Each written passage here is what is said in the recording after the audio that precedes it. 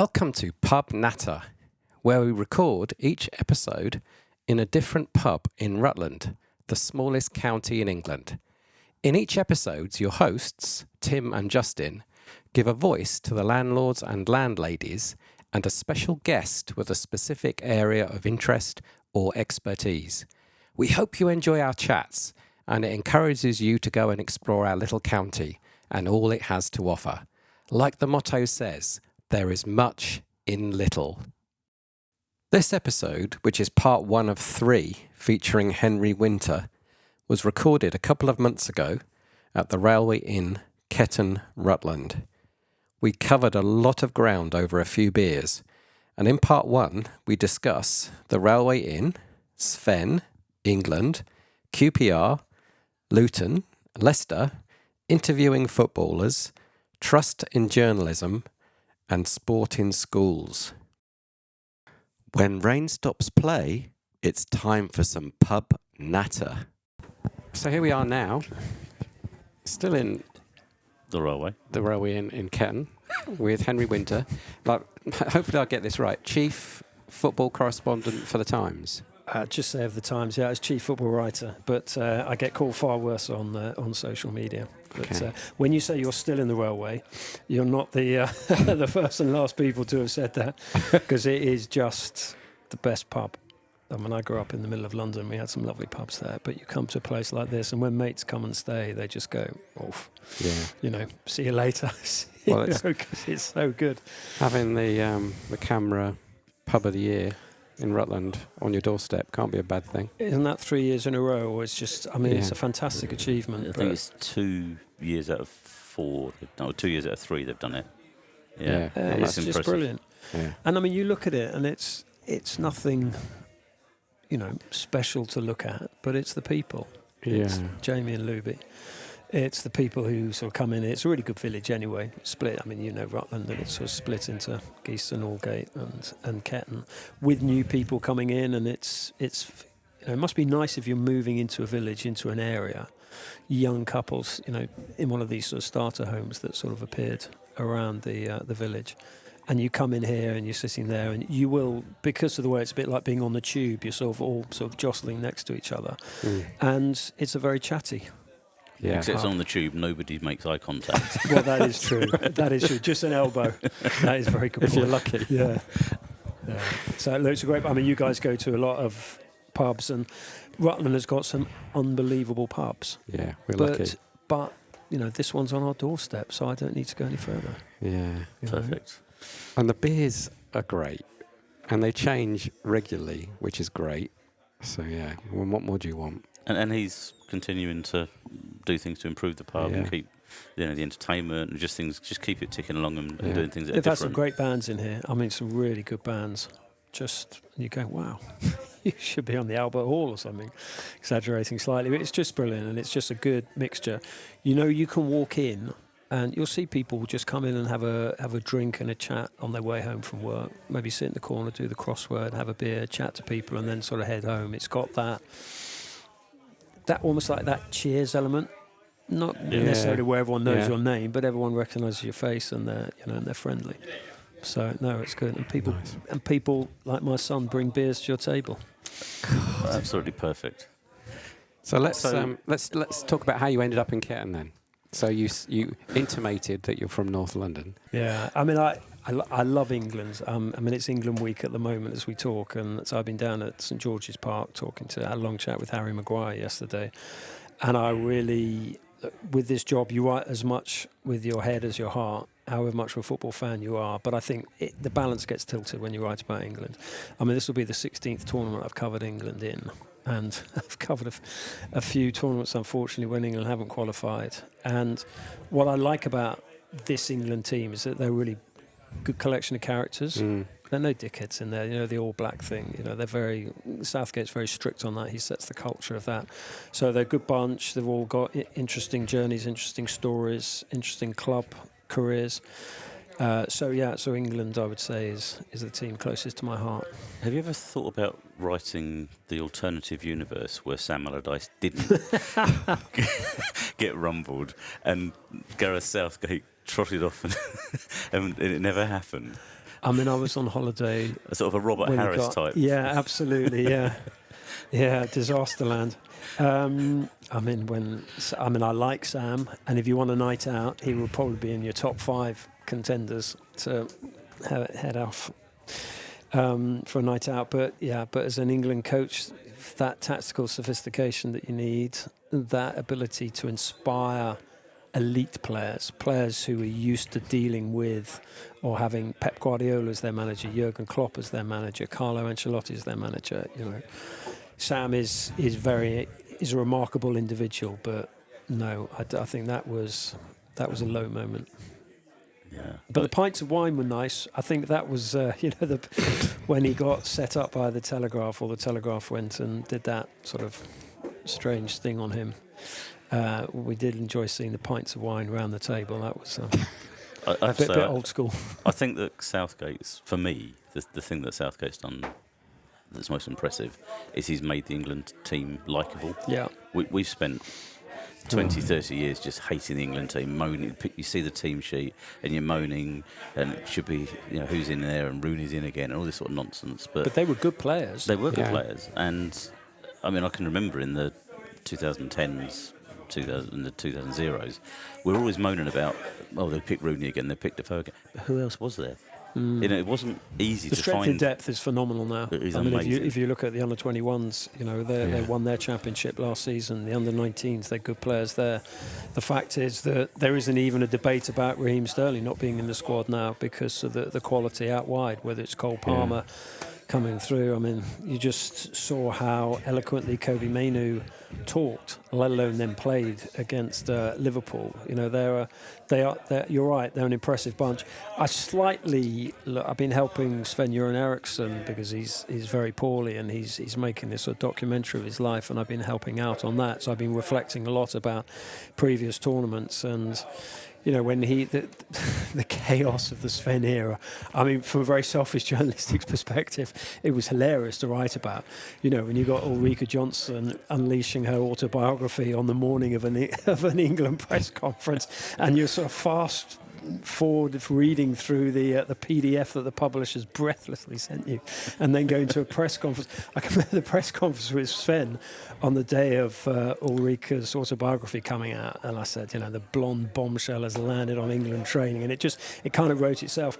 But I just knew it was just going to be such an epic press conference. I went and locked the door so no one could get out and no one could get in to eavesdrop. And the great thing about Sven is that he just handled everything with real dignity. So he never used to say anything. Well, he was a complete minimalist. He was, but there was a lot of. Yeah, I think I can tell this story.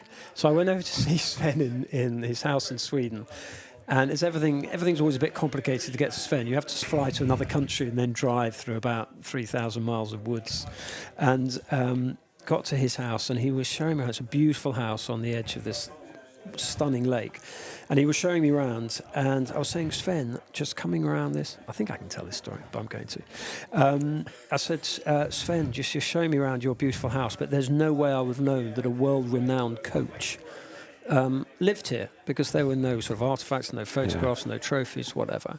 And then he shrugged his shoulders and took me for a walk in the garden, and I said, within 30 seconds, I said, Sven, I would not only know that this was the garden of a football coach, but that this 100% was your garden, Sven. And he said, why?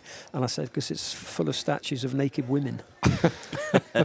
and Sven just sort of rolled his eyes. He was just, he is just such an amazing character. But the stick that we gave him in that era that you're sort of alluding to was pretty relentless. Yeah. But I always try to learn things off anyone I meet. And with Sven, I just thought his dignity in adversity, under pressure, with stuff thrown at him. And I remember when he got sacked at Manchester City, they were on tour in Thailand. And Didi Hamann was there, and he was obviously very sad that Sven had been sacked. And it was about sort of 9, 10 o'clock in the morning, and they were walking past the swimming pool of this hotel somewhere in Thailand. And Sven sort of clicked his fingers and ordered some champagne and opened the bottle and poured Didi Hamann a glass and himself a glass. And Didi said, well, what are you celebrating?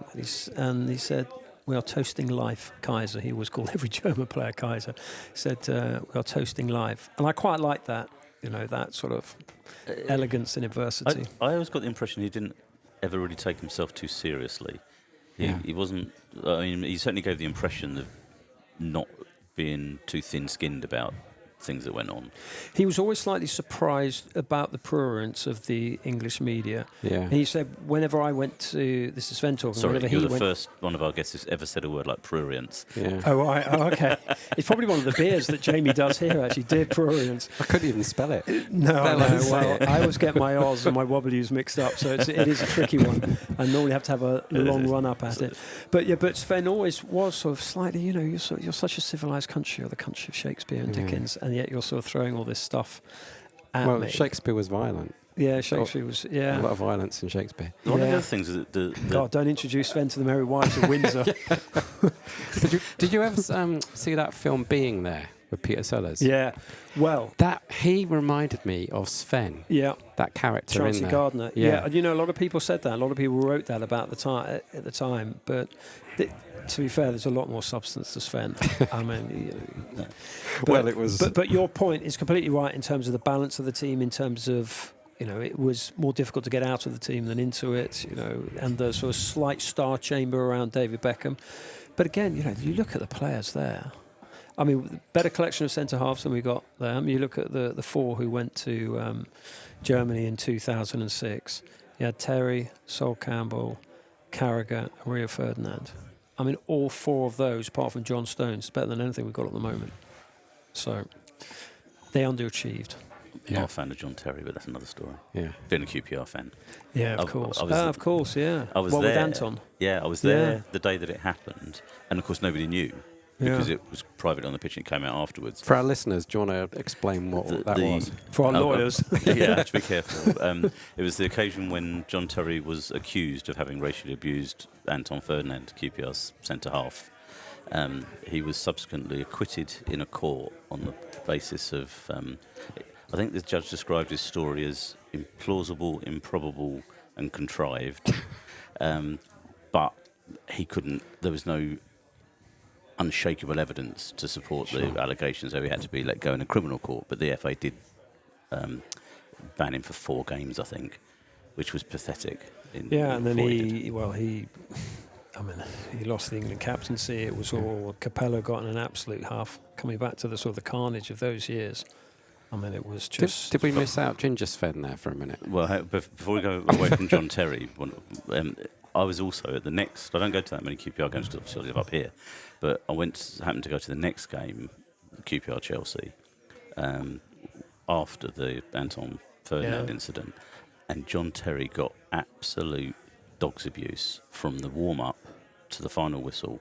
It was relentless, and the atmosphere was poisonous. I was at that game. I don't think it really affected him because he's not the type that will worry And about I have to things like say, that. and I cannot abide the man, but to his credit, and I hate to admit it, but to his credit, he did not rise. And Chelsea won 1-0, and I thought at the end he might have, cocked an ear or something at the crowd, but he did nothing. He took it, and for that, I have to give him a little bit of credit. Yeah, I mean, I helped Anton Ferdinand when he did that documentary of what he'd gone through, and I mean, I know John pretty well, and the extraordinary thing about John is that you can write truthful but just very critical things about him on and off the pitch, and then he'll just walk up to you, shake your hand, how are you, how's the family? He's tough. Let's talk Luton. I love Luton. Okay. Your club, Luton. Luton are brilliant. They're a great club to go to. They're 2 fingers to the elite of the Premier League. The atmosphere there is fabulous. The chief executive, Gary Sweet. I mean, he's just a remarkable individual. How he, again, coming back to almost that Sven thing, the dignity and adversity, the 30 points, what that club went through, still got the 2008 betrayal flag in the corner. And I talked to them during the playoffs last season, and I said to Rob or whoever, Rob Edwards, the manager, I said, "Well, you going to take that flag down?" I said, "No, because it's stitched into our soul, let alone stuck on the wall there." And it's great. And, you look at your mascot who runs around the pitch looking like he's just fallen out of a rather upmarket butcher's and with his sort of straw hat, boater hat on. Then he goes behind the goal at the away end and does all the come-on stuff to sort of 1,000 Manchester United fans, Manchester City fans. And they're not that far away. No, what's his name? Hattie? Harry the Hatter. Yeah, but he's got a wife now, hasn't he? Which is... Oh. Yeah, they're two of them. Yeah, she's equally lively. She'll go behind the goal and sort of wave a rolling pin. I just love that atmosphere at Luton and the training ground as well. And you look at, you can tell that the soul of a club and the greatness of a club in terms of its substance during times of adversity. And you saw during the 30 points the way they fought back up, but also during the whole Tom Lockyer incident when he collapsed on the pitch at Wembley, and then he had the issue the other day. Was it Bournemouth? Bournemouth. I got to say, big up to the Bournemouth fans and the players and the management and their medical team. Yeah, because and it was a Bournemouth player that got to him first, really, and flipped his tongue out.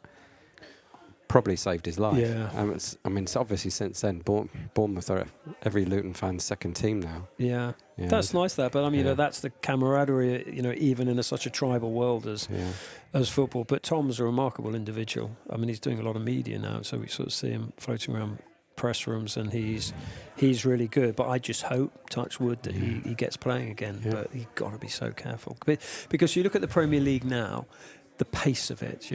Luton coming back into it, QPR, touch wood, in a couple of years' time. You've got a good manager now, you've got a good chief executive. Well, look at Leicester. I was just coming out tonight and just sort of hearing about the fact that they're being sort of punished for not having, for breaching PSR. And Leicester's not far from here, and I think they're I didn't know about that. They're fantastically run club. No. So not the. Are they? They've been charged, but over something by the Premier League, over something that happened in 22-23. It sounds like that if they do go up, they'll get 10 points deduction at the beginning of the season. That's the I would be rumour. amazed if it's as much as 10 points. But and also it's just, what does that do to the league? And also, you've looked at Leicester City over the last sort of 5-6 years. They've kept selling players. Fofana, 80 million. Maguire, they've generated substantial sums. Obviously, there was money spent, but it was on infrastructure in their amazing training ground. One of the few training grounds I've been to, which has got its own fishing lake for the players. And Jamie Vardy was running around almost saying it's too easy. There's just too many fish in there. But you know what? I think they're quite a well-run club. I can remember one of the directors coming up about a third of the way into their title season of 15-16 and saying, because they had the clappers there, those things that just sort of bang together, and they do make quite a racket. And I was just talking to him about, saying, how much have you spent on these on these clappers? And about a third of the way into the season, he said, we've now spent more on clappers than we have on Riyad Mahrez.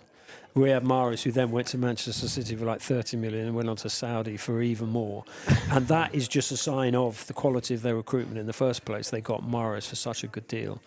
All that they got 250,000 or something ridiculous, wasn't it? Absolutely crazy. And then you look at Nkante. I do remember that anybody that had him and Vardy in their fantasy football team from the start of the season, they'd won it by October. Yeah. You couldn't catch them. Honestly, they were such a brilliant. That bunch of players coming back to sort of players as characters. Kasper Schmeichel, I got to know Kasper quite well, partly because I knew his dad, obviously because of my age, covering Peter when he was at Manchester United. Fantastic goalkeeper, fantastic character. But Kasper, the character that he showed during that run-in, that absolute substance to drive that team on as goalkeeper, but also then when there was the terrible crash and Vichai, the great benefactor of Leicester City, sadly lost his life. Kasper Schmeichel ran towards the burning helicopter. And I remember talking to Peter, his dad, about this, and I said, you must be so proud of your son, for reacting the way he did, thinking, can I help the people who are inside? And he said, well, I was proud and also angry because Kasper could easily have died. In fact, one of the security guys pulled Kasper back because they're worried that it was going to explode. And that's the character, and that's one of the joys of this job is... Probably joy is the wrong word in this circumstance, because but just that ability to talk to these individuals, to get them to open up about their stories, to reflect their stories, to show the substance of someone like Kasper Schmeichel, and all the players in that squad is a privilege. I mean, on that topic, do you find it difficult to try and get genuine answers out of players? No. Because the impression I get is they're so well schooled now that they're giving the PC response. It kind of brings me on to one of the questions that's more about the ethics of journalism, if you like. When you watch movies, TV shows about journalists, investigative journalists, that kind of thing, is it on the record, is it off the record? Can I use it as deep back? All these phrases. If somebody says something and it's off the record and it's absolutely earth-shattering, do you just have to keep it to yourself? There's nothing you can do with it? I'll just answer Tim's question first because it's a really interesting one. They are quite schooled and they are media trained, but this is also a generation, I don't know if you guys have got kids, but this is a generation that basically spills their guts on social media. They're a very expressive generation, almost too expressive at times. So, and they are very, there's the activist athlete element. So I know Marcus Rashford quite well, and he very consciously used the Times and other media organisations to get his message out there, as well as on his platform. So I go into any interview, like you guys are good interviewers. There's no such thing as a bad interviewee, only a bad interviewer. It's about getting the sort of, the richness, the story out of them. And I probably do interview 2 football players, managers a week, and you just go in there. You obviously do all your research and you go in there and you find but social media is really useful. But particularly with a player, I can find out everything about a player from their Instagram, from their social media feed, from fans' forums. There's so much wealth of information to find out. So I went in to interview someone at Ipswich Town 2 days ago. I knew the name of his cat. And he was just sort of talking about life at home. And I said, how's Digsby or whatever? I've forgotten it now. I've got a very good short retention span for Google information. But and then they react. So coming back to your point, they do open up. I've found interviewing not an issue. To your point, if it's off the record, it's off the record. I'm quite old school like that. I've been told things, and you go, and then occasionally you say, can I use this, even, unattributably? And if they go no, they know.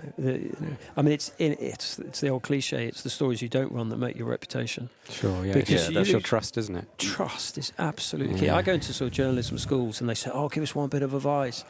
And I'll say, well, don't need too much sleep and just trust. Just trust. It's just so key. That's what I was curious about, because I can imagine, especially if you're maybe young, trying to make your way in the profession, and you get this little nugget, this absolute, you know what's wrong with the princess kind of thing, and the temptation, I guess, to use that must be very strong. But I guess once you do it once, that's it. It's over. You've got to. Nobody will ever talk to you freely in that way again, I would imagine. I wrote a book with Kenny Dalglish, or 2 books. So he always says one more, he gets to keep me. And I did his first book, and it was obviously very powerful because it was the first time he talked about Hillsborough. And I said, Wood Marina, Kenny's wife, does amazing with her cancer foundation now raises like tens of millions of pounds. They're a remarkable couple. But I said, would she contribute a chapter, what it's like living with Kenny Dalglish? And such a powerful chapter. And then 2 of them reread it after I wrote it, ghosted it, and sent it to them pre-publication. They said, no, it's too personal. So I just deleted the tape. I thought, obviously, got rid of the sort of the manuscript draft, deleted it on Google, but I just deleted the tape because I didn't want, ever to have that sort of almost winking at me, because it was just absolute gold dust. It was so powerful, so moving. But just on in terms of a specific story, yes. I mean, you get on minor to slightly more major levels, little things like the points deductions we often hear before, and you don't go with it. You go with it. You have to be respectful. if the club wants to, release a story at a certain time, you reflect that. But yeah, it's very easy. I mean, I've been doing this almost 40 years, and you don't want to lose if I've got, I don't know what my reputation is, but I hope it's slightly trustworthy. I'm sure it is. I don't think you'd get to where you are if it wasn't. I mean, do you ever, I wouldn't say suppress, but are there occasions where a story would be too damaging either to the public or to a sport? An example that springs to mind, the Kiowa Island Ryder Cup. Yeah. And Hale Owen hit his tee shot so far left, it was in a different state. And then he wanders up and finds it on the fairway. And you cannot find footage of that anymore. And he then hit it onto the green. Bernard Langer missed the putt, and America kept the cup. Everybody knows what happened, but it's never ever spoken of, because I think if people got wind of something that big being spoilt by some idiot in the crowd, it kind of undermines the whole thing. So was the story that someone in the crowd threw it back? It can only have been that way, and because you saw the shot, I watched it live. I'm a golf fan. It was left of left, yeah. And they wandered up, and there it is on the fairway. Well, first I'm amazed at the camera angles. The cameras. It was 1993. So yeah, was that the War on the Shore? Was that the one? Yes, it was. Yeah, and there's when Bernard Langer missed the 6-foot putt to halve the match and retain the cup. But it's just something that you cannot find anything about it anywhere. Yeah. You Google it. And I just wonder, is sometimes not in football. If anything like that happened in football, first VAR would intervene.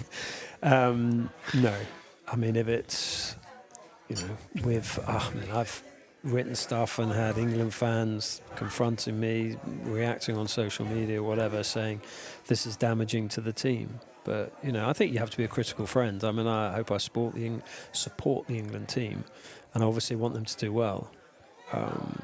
Because if England do well on a very simple commercial level, that is just huge news for every media organisation in the country. It will take more people on, budgets will grow, the advertising revenue, and on an emotional level, on a sporting level, to see England do well is so important. And look, we're talking now, 2 years after COVID? We have an issue in the country, and I write a lot about it, of the issues with health in this country, whether it's childhood obesity, whether it's the sort of strain on the NHS. And that is why football, and that's why the Lionesses was so important. We've talked mainly about men's football, but the Lionesses' success, and particularly the letter that they sent to all politicians the day after, saying this is a great moment, but we have to seize it so that girls in schools have more than 2 hours of access to sport in a week. It's bizarre, isn't it? I went to an amazing school where the sports facilities were off the scale, but the majority of schools in this country, which is where a lot of the, certainly from the men's team, the players are going to come from, the sporting facilities are an absolute disgrace. And that's why, for the Lionesses, for the women's game, that was just so important for the health of this country. Don't know how we got onto that, but that's just a sort of another thing. We normally go off at a tangent. Yeah, but someone like Leah Williamson, who was the sort of the England captain, she's one of the most impressive people that you can meet. There's a Arsenal involved with an orphanage in Jakarta, and she helps it out, and she doesn't help it out during campaign weeks. She's sending their messages to the kids there. How are you? Do you need a shirt? Do you need a signed program or a thing? Are you okay? You doing your studies? Again, coming back to the sort of good people. We should hear more about that. We don't hear enough of that. It's a constant debate in the media. Negativity sells more to an extent. Thanks for listening to part 1 of this Pub Natter podcast. Part 2 will be released shortly, and in the next episode we discuss football charity work, unsung heroes, David Beckham, Kevin Keegan, press room dynamics, writing, Hugh McIlvenney, Muhammad Ali, prurience, nostalgia, and football in Ukraine. So that's a wrap. And thank you for listening to our latest Pub Natter. If you visit timothyives.com/pub natter, you will find photos, links, and more information about each episode. Please leave a review on Apple Podcasts and Spotify, and please subscribe to ensure you don't miss a pub or one of our amazing guests. The Pub Natter theme tune is by Tom Arnold. That was a Pub Natter broadcast.